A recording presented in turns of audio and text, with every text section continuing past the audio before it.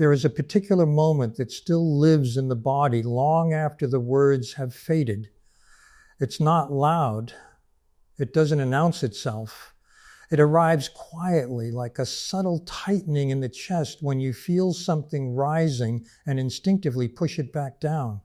It happens before thought, before choice, before you even know what you're protecting yourself from.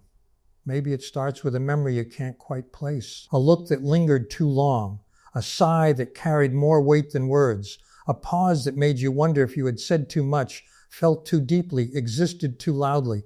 There is a strange discomfort in realizing that your inner world once caused friction in the outer one, and without anyone saying it directly, something in you learned to adjust. Not because you wanted to, because you had to. There is an odd contradiction that grows from this. You can feel everything intensely, yet you hesitate to let any of it show. You sense shifts in tone, energy, atmosphere, but your own reactions feel risky, as if expressing them might cost you something you can't afford to lose. Connection, safety, acceptance, peace. So instead, you learn to watch yourself. You notice the moment your throat tightens before you speak, the way your expression changes before anyone else sees it. The internal calculation that happens in seconds, is this too much, too sensitive, too dramatic, too inconvenient? And without realizing it, you begin editing yourself in real time. People around you might describe you as calm, controlled, mature beyond your years. They might even admire how strong you seem, how little you react, how rarely you create conflict. But what they don't see is the constant internal movement, the emotional weather system that never stops shifting even when the surface looks still. There's a loneliness in that kind of control, not the obvious kind, not the kind that comes from being alone in a room. It's the loneliness of knowing that parts of you learned early on that visibility came with consequences. That being emotionally honest didn't always lead to understanding. That sometimes it led to discomfort, dismissal, or subtle punishment. And so something inside you learned a different strategy. You began to translate your feelings into something more acceptable. You turned intensity into thoughtfulness, pain into insight, anger into silence, joy into restraint. You didn't stop feeling, you just stopped broadcasting. What's unsettling is how normal this becomes. You don't remember when it started. You just know that now when something hurts, your first instinct isn't to reach outward. It's to pull inward, to manage it privately, to make sure it doesn't spill into the shared space where it might disrupt someone else's comfort. There's a strange guilt attached to emotion in this state, as if feeling deeply is somehow an imposition, as if your inner responses are something that must be justified before they're allowed to exist. You might find yourself apologizing for reactions you haven't even expressed yet, explaining yourself preemptively, softening truths before they're spoken. And yet there's another contradiction. Despite all this restraint, people often come to you with their feelings. They trust you. They open up. They sense that you can hold complexity without flinching. You become the listener, the stabilizer, the quiet presence in emotionally charged situations. It's almost ironic. You are deeply attuned to others, even while remaining guarded with yourself. You might wonder why certain interactions leave you exhausted in a way that doesn't make sense. Why being around people can feel draining even when nothing bad happens. Why you need long stretches of solitude just to feel like yourself again. It's not because you dislike connection. It's because connection requires a kind of exposure you learn to be careful with. There's also a subtle confusion that follows you. You know you're sensitive, but you don't relate to the stereotype. You're not outwardly reactive. You don't cry easily in front of others. You don't explode or collapse when emotions run high. Instead, everything goes inward. You process quietly, you analyze, you compartmentalize. Sometimes you even question whether what you feel is real or whether you're exaggerating it in your mind. You replay moments, conversations, expressions. You search for evidence that your reactions were justified. And when you can't find external validation, you default to self-doubt. After all, you learned early that feelings needed approval. There is a particular kind of discomfort that comes from being emotionally perceptive in an environment that didn't know what to do with that perception. It teaches you to become hyper-aware, not just of others, but of yourself, to monitor your tone, your face, your words, to be emotionally intelligent before you're emotionally free. And this is where the story becomes more complicated, because from the outside, this adaptation looks like strength. You don't fall apart. You don't burden others. You don't demand space. You're the one who holds things together, the one who stays composed when others unravel. But inside, there's a quiet tension that never fully releases. It shows up in moments when you're alone and something small suddenly feels overwhelming, when your body reacts before your mind catches up, when restlessness appears without a clear cause, when you feel an urge to withdraw, not because you're angry, but because being seen feels unsafe in ways you can't quite explain. You might even feel disconnected from your own emotional signals at times. Not numb exactly, more like distant, as if your feelings are behind glass. Visible, but slightly out of reach. You know they're there, but accessing them directly feels complicated. And here's the part that often goes unspoken. This pattern doesn't come from weakness. It doesn't come from being too sensitive. It doesn't come from an inability to cope. It comes from intelligence, from observation, from a childlike mind that noticed very quickly what was welcomed and what was not. You didn't stop feeling because you couldn't handle it. You stopped expressing because you understood the environment. But that understanding came at a cost. As you grew older, the environment changed, but the strategy remained. You carried it into friendships, relationships, workspaces. You became the person who stays composed during conflict, but struggles to articulate needs. The one who understands everyone else's perspective, but has trouble asserting their own. The one who feels deeply, yet hesitates to let anyone witness it. And somewhere along the way, this began to feel like your personality rather than a response. You might even pride yourself on it, on being low drama, on being emotionally controlled, on not letting feelings run the show. But there's a quiet ache beneath that pride, a sense that something essential learned to hide in order to survive. At this point, it would be easy to assume that what feels like distance, restraint, or emotional reserve is simply who you are. A preference, a temperament, a personal choice. But what if it isn't? What if what looks like emotional detachment is actually something far more precise, something learned, not chosen, something that once kept you safe, but now quietly shapes the way you move through the world?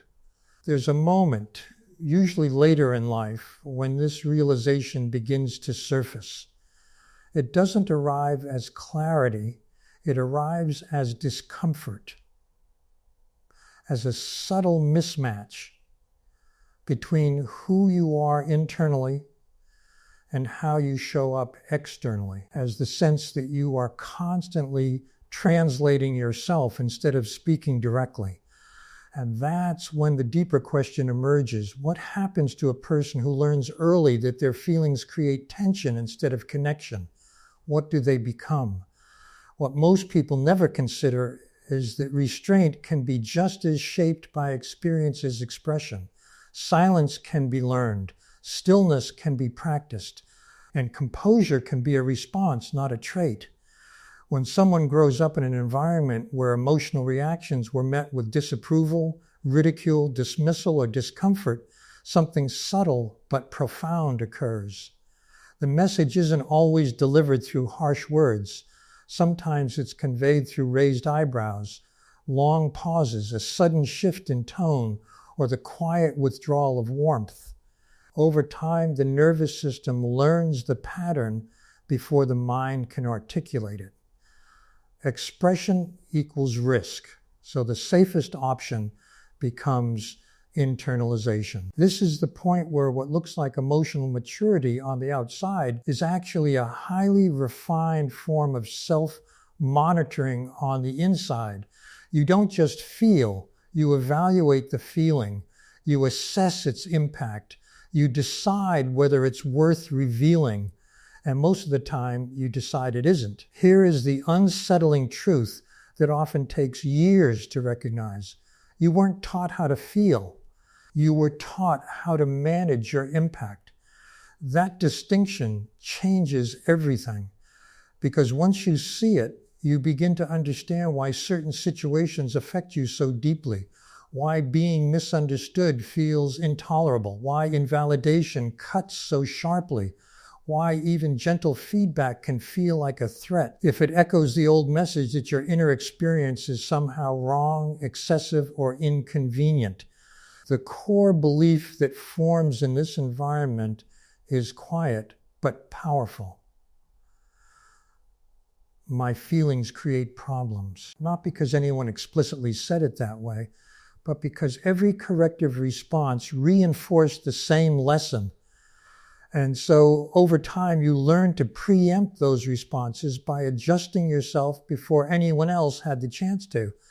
This is why you may feel a strong internal pressure to be reasonable even when you're hurt, to see all sides even when you've been wronged, to stay calm even when something crosses a line. Your empathy didn't disappear. It turned inward, becoming self-policing. This is also why anger feels particularly complicated, not because you don't experience it, but because it triggers an old internal alarm. Anger once meant trouble, disapproval, withdrawal, consequences. So instead of letting it move outward, it gets redirected, analyzed, rationalized, dissolved into understanding. And while this makes you incredibly perceptive, fair-minded, and thoughtful, it also creates a chronic internal imbalance. You give others the grace you were never taught to give yourself. At some point, this pattern starts to fracture. It usually happens when the cost becomes too high to ignore, when emotional restraint begins to feel less like strength and more like confinement, when you realize that you are deeply attuned to everyone else's needs, yet strangely disconnected from your own. This is where the shift begins, not as a dramatic breakthrough, not as a sudden transformation, but as a quiet, destabilizing awareness.